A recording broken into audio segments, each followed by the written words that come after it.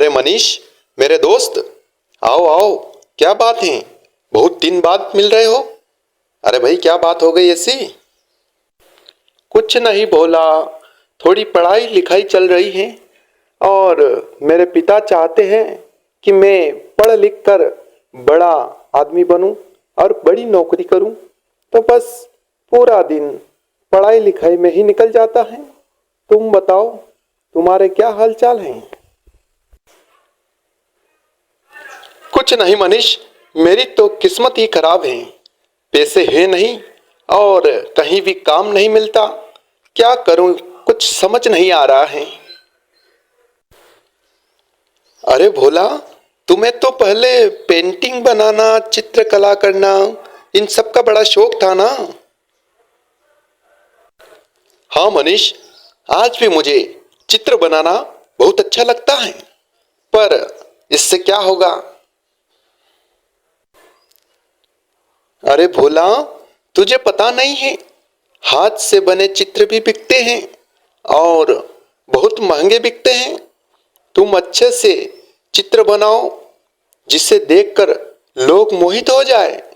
मैं अपने पिता से बात करूंगा, तुम चित्र बनाकर मेरे पिता को दे देना। वो बाजार में अपनी दुकान पर रख देंगे। फिर जिसे भी तुम्हारी ये पेंटिंग पसंद आएगी वो उस चित्र को खरीद लेगा। इससे तुझे अच्छा खासा पैसा मिल जाएगा और तू अपना गुजारा कर पाएगा। अरे हाँ, ये तो मैंने सोचा ही नहीं। धन्यवाद मेरे दोस्त मनीष, मुझे मेरे काम की पहचान कराने के लिए मैं तुझे धन्यवाद देता हूँ। मैं आज ही पेंटिंग का काम शुरू कर देता हूँ और अपने काम से अच्छा खासा पैसा भी कमाऊंगा। भोला को मनीष की सारी बातें पसंद आ जाती हैं और भोला खुश हो जाता है। फिर मनीष और भोला दोनों वहां से निकल पड़ते हैं। उसके बाद भोला अपना सामान लेने के लिए चला जाता है। इधर मनीष अपने घर पहुंचता है और अपने पिता से कहता है, पिताजी, आज मुझे भोला मिला था और वो बता रहा था कि उसके पास कोई काम धंधा नहीं है। मैंने उससे कहा कि तुम चित्रकला का काम करो, हमारे इधर कोई चित्र बनाने का काम नहीं करता है, तुम्हें अच्छा पैसा मिलेगा। इस तरह मैंने उससे बताया। वो बड़ा खुश हो गया और सामान लेने गया है। पिताजी, आपको भोला की मदद करनी होगी। जब वो चित्र बना देगा तब आप उन चित्रों को अपनी दुकान पर रख लेना और उन्हें बेच करके भोला को उसका धन दे देना। अरे बेटा मनीष, ये तुमने बहुत अच्छा किया है। भोला के पास कोई काम धंधा नहीं था, इसका उसको काम मिल गया।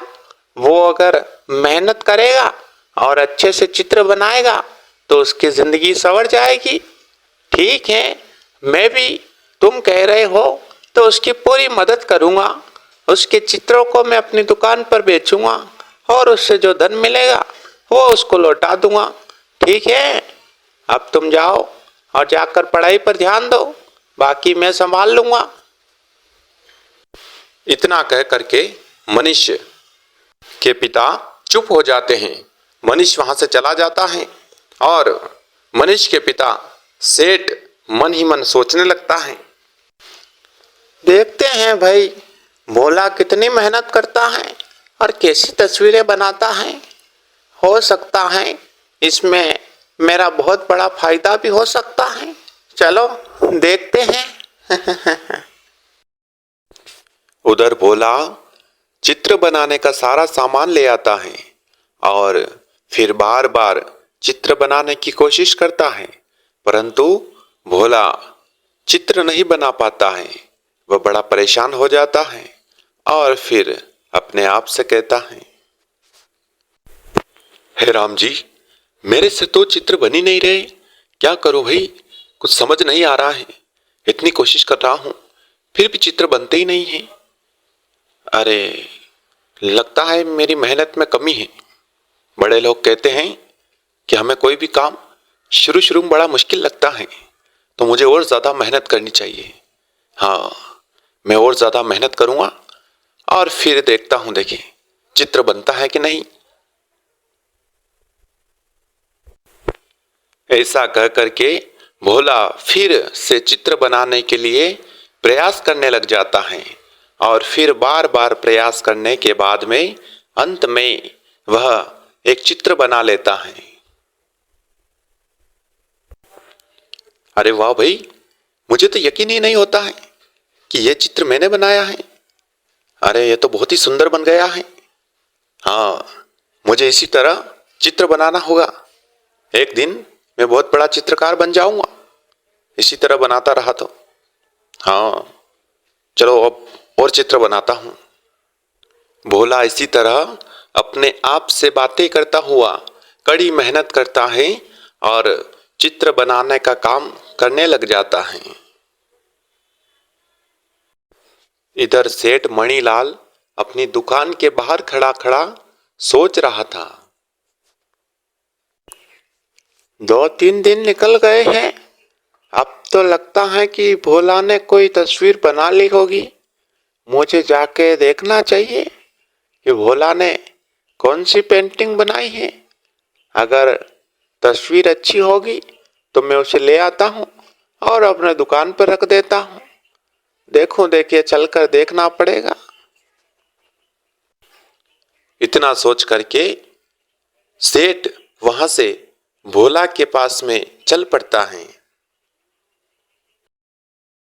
सेठ मणिलाल भोला के पास में पहुंच करके भोला से कहता है, अरे भाई भोला, अरे कोई तस्वीर बनी के बस यूं ही टाइम पास कर रहे हो? बताओ। अरे सेठ जी, आप आइए आइए, मैंने तस्वीर बना दी है और बहुत ही सुंदर बनाई है, आप देख लीजिए। फिर सेठ मणिलाल तस्वीर को देखने लग जाता है। तस्वीर उसको बहुत ही अच्छी लगती है। फिर मणिलाल भोला से कहता है, अरे भाई भोला, तस्वीर तो वाकई तुमने अच्छी बनाई है, अच्छी लग रही है। अब मैं इसे ले जाता हूँ और अपने दुकान पर रख देता हूँ। देखते हैं लोगों को ये पसंद आती है कि नहीं। अगर लोगों को पसंद आ जाए तो फिर हमारा काम बन जाएगा। हाँ हाँ सेठ जी, आप इस तस्वीर को ले जाइए और अपनी दुकान पर रख दीजिए। देखते हैं पहला ग्राहक कौन आता है।